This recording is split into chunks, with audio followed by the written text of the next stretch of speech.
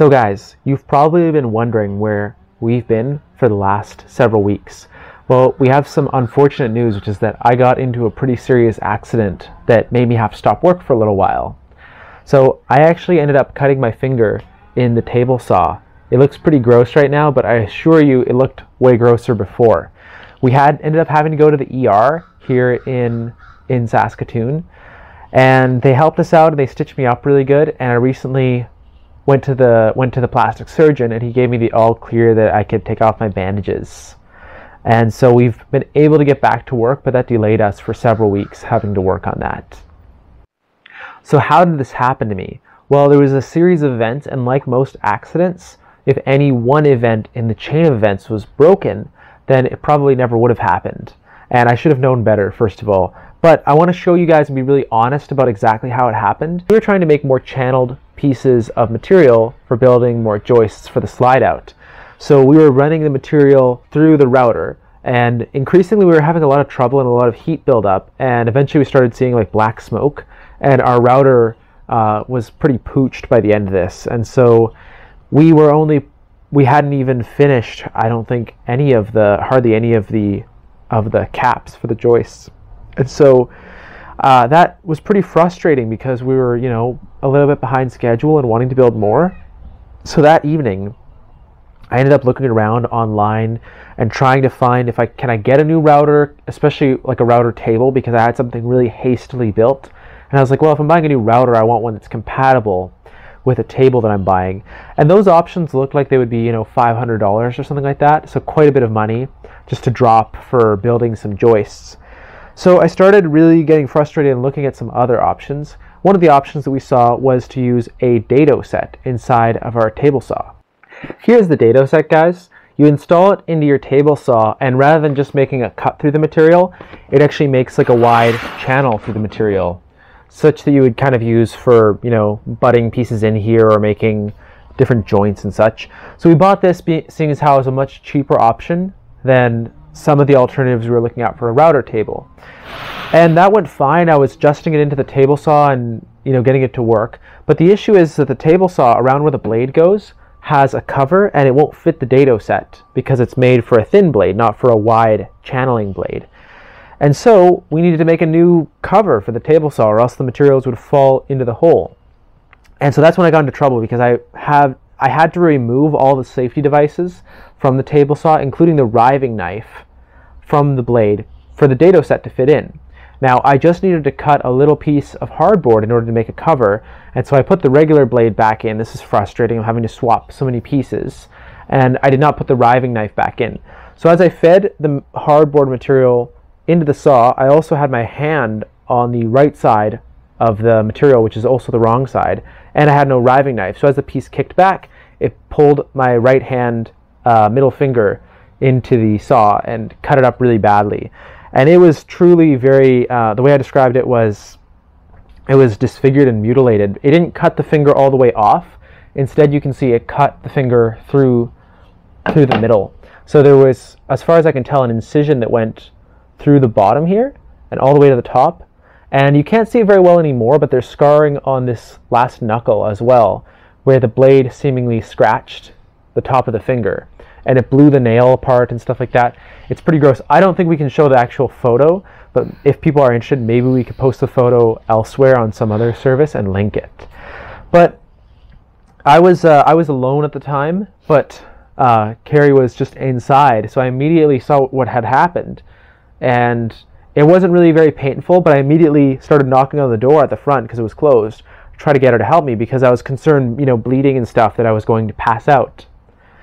So once I got help, because people responded, or I think she responded within maybe 30 seconds of me kind of slamming on the door, I told them that we need to go to the hospital right away. And so I grabbed a paper towel and I began compressing my finger to try and slow bleeding. And I checked the floor to see if I had anything left, because it was hard to tell looking at it, right? It looked pretty bad, but I might have lost a bone fragment into the saw or onto the floor or something. So we left. I sat in the passenger seat. I buckled myself up and was compressing my finger. And I go inside, And now, obviously, this is, you know, in the middle of COVID, and they have all these security things. And I didn't know what to expect going into the emergency room. I was still compressing my finger, and it was starting to like hurt more and more. I think it was largely the compression that was starting to hurt it, because, you know, the flesh at the end of the finger, if it's not getting blood, will eventually begin to die. And so we went inside, and I was like, I cut my finger off, because I went straight to the front of the line. This is pretty serious. I could bleed to death or lose my finger or something, depending on how much was cut off. And they're like, okay, sir, just calm down. We need you to answer our COVID questionnaire. I was like, are you sure I'm bleeding here? I'm going to die. They need to swap our mask first. They need to swap our mask? Because they're not proof our cloth mask. Yeah. They only give us the ER used mask. Face masks? Yeah. And so I'm standing there, and she's like, are you feeling any odd symptoms or discomfort? Do you have a fever? Any cough in the past 7 days? Traveling outside the country? Feeling fatigued? Are you feeling fatigued? I'm feeling fatigued right now at these questions. So after this, we got inside, and we sat down in the little room. I had my own room, which was really nice. And we sat there for seemingly a long time. They gave me some juice, for which I drank several juices that they gave me. And yeah, it took, as is the case usually in the ER, it took me quite a while to actually see a doctor. It felt like maybe half an hour. 1 hour until you get stitched up. 1 hour till I got stitched up. So he got in there a little bit earlier, and they started kind of undoing my bandages, and they put my finger in like the iodine solution or whatever. And we have some pictures of that. It's pretty cool. Maybe we'll show a picture of me in the ER. Yeah, we'll include that. Yeah.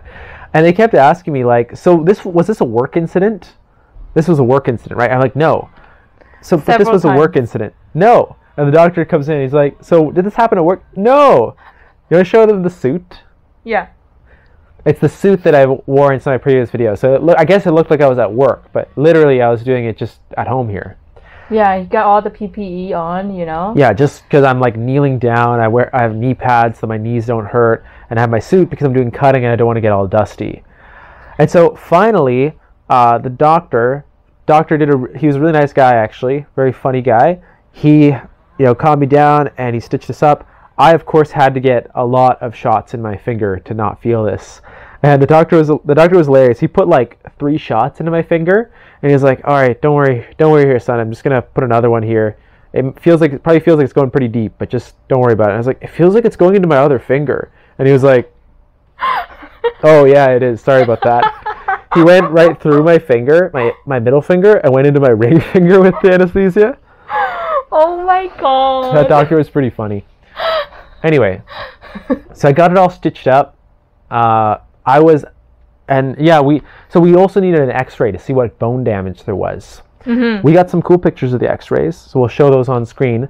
But it took us felt like 2 hours to get into the x-rays. I don't know what was up with that. Yeah. How long was it, do you think? Yeah, it was like 2, even 3 hours. We were just waiting for the doctor to come back to check on it. Yeah. And then give us aftercare instruction. Yeah. I had a hypodermic needle in me this whole time too, because they gave me a shot of antibiotics, and they gave me a tetanus shot as well. But we were waiting so long that I was starting to see bubbles forming in the hypodermic, in the IV, which they disconnected something from, and so it had a valve presumably to shut it. But there was gas bubbles forming in it. I was like, oh my god, if they don't get this thing out of me, I'm going to have an embolism. I'm going to have a gas bubble enter my blood, which can cause you to die pretty quickly because it can block capillaries in your brain or whatever, right? But they finally got that out of me. I asked for another juice. We got the x-ray, and then we were waiting even longer because they needed to look at the x-ray or something. And then finally we got discharged. It was amazingly still light out when we got discharged. We got picked up, and everyone was super nice to me at home and seeing if I was okay. Yeah. I was pretty good for the first few hours because I was totally numbed out, Novocained out in my finger. Yeah. And little did I know that underneath that Novocaine, my finger was probably swelling up like crazy. Yeah. Under the gauze that they put on it. And so after the Novocaine wore out that night, the doctor gave you... Well, so after the Novocaine wore out that night, the doctor warned me that it would be really painful.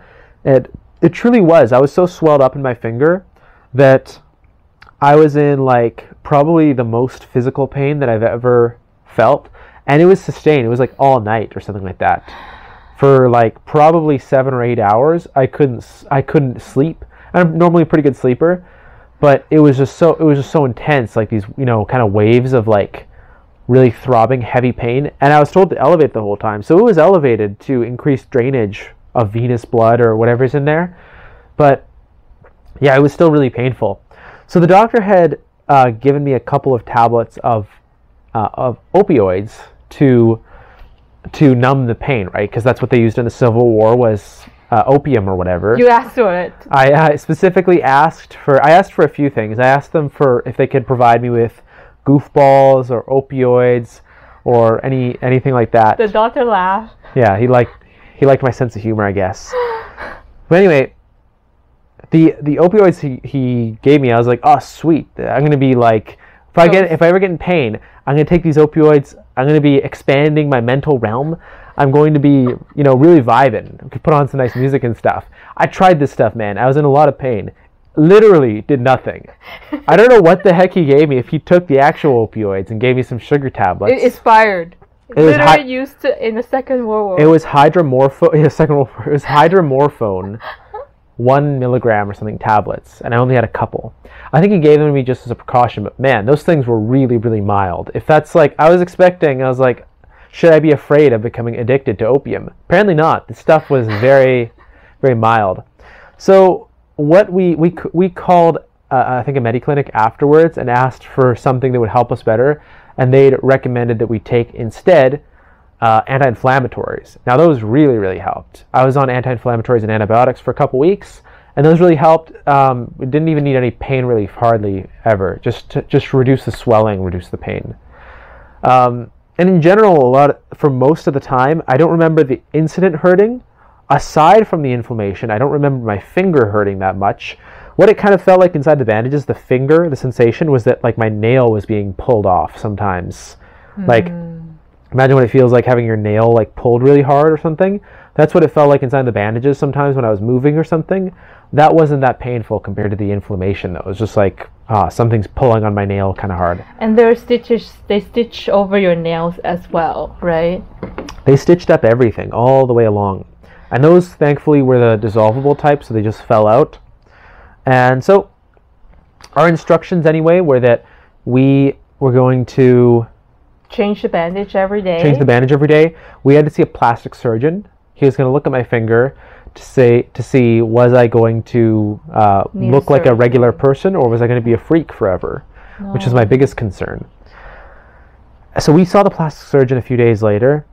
He gave me a couple more stitches. I also asked him to severely numb up my finger because they were tearing out all the initial like bandages and like fiberglass type stuff that was on there initially, like kind of a mesh to hold everything together. And man, it was a mess in there. Yeah. But he saw it and he thought it was pretty good. He just added a couple more stitches and he gave us some more instructions, and he said he would see us in 6 weeks. He also gave you the note to only work in a clean environment, office job for 6 weeks. He gave me the instructions to work in an office job for 6 weeks. At my work, because I work with my hands and I do a lot of stuff on the shop floor, they weren't totally okay with that, and they told me that they didn't have much stuff for me. And so we went to the doctor again and we worked some stuff out, and basically at work I had to wear like a glove for several weeks. I still wasn't allowed to use my hand or physically exert myself that much, but I just had to wear a glove over my hand all the time to keep it clean. And that was pretty annoying, and I kind of looked like a doofus for several weeks. But everyone likes me at work, I think, and so people understood and gave me some slack. Yeah. Where it stands now, like I say, we got to see the plastic surgeon a second time, and he finally told me I can remove the bandage, I should let it air out, I should give it a little massage several times a day, and I can, moisturize it once in a while. But aside from that, he said it'll probably be okay and he'll contact me again in a couple months. My nail still hasn't fallen off amazingly. It's very fractured and broken up, you can see, but it still hasn't fallen off amazingly. Now, currently where it's going, my finger is shaped a little bit weird, but at least it doesn't look that noticeable from far away. and I have strong hopes that my finger will grow back to look fairly normal overall. It currently feels a little bit weird still. Like this section here feels normal when I touch things, but this section here, I can feel that I'm touching something, but it feels completely different. It feels like, it doesn't feel like, you know, what your finger feels when it touches something. It's like almost numb, but I do feel things, and I can feel heat and stuff. It's just very different, and I hope that my full sensation returns at some point. This is a big project that we're embarking on, building a tiny house. It's something we've been planning for years, and sometimes, like most people, I get a little bit frustrated trying to get something done on schedule, and sometimes you make mistakes. It's important to be safe when you're using power tools and to try and keep your fingers away. Normally I'm pretty good, but after my accident, I was looking around online, and a lot of people who are carpenters, who I was reading their stories online, they never thought it would happen to them, that they would, you know, lose their finger or severely mutilate their finger in a table saw. But it happens when you don't expect it, and it usually really happens quite quickly. In general, try to maintain safety videos. We can recommend some good videos on table saw safety and practices down in the description. But for any of you who are wanting to maybe build your own tiny house or embark on a big project like this, try to think safety first. It really doesn't cost a lot of money in the grand scheme of things to use your personal protective equipment or PPE. I have some of this training myself, but you want to think about, you know, respiratory protection. Eye protection is a really big one when doing carpentry, that little wood chips while you're sawing can enter your eye and really severely blind you for the rest of your life. Fingers are not really the worst thing that you could lose if it does happen, though nobody wants to lose their finger, obviously. Especially as important a one as your middle finger, you know. But in general, try to stay safe, guys. And I really want to share this video, and I don't want to just pretend that nothing happened, because something did happen, and I want people to benefit from some of the pain and problems that we had to go through with this. In terms of the future, though, my finger is pretty all right by now. We have 5 fingers for a reason, which is that the other 4 digits on my right hand can support most of the weight still and take some load off of my middle finger. And so we've proceeded with the construction project, and we're going to keep going, and overall it's going fairly well. You guys will see in the next 2 videos the stuff that we've worked on in the last week, I believe, since I was allowed to take my bandage off. Yeah. All right, thanks so much for listening, guys. We're going to have some more content here for you guys showing how the build is going, and I hope you guys don't have to go through what I went through. Thanks again, guys.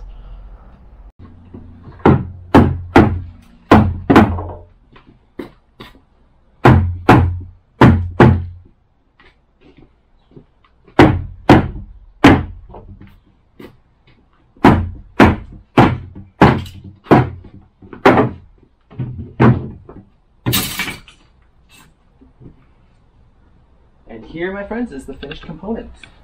Wow.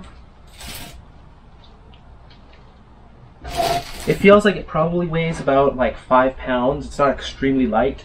It will lighten up a bit as the glue dries, and this is what will form the roof beams.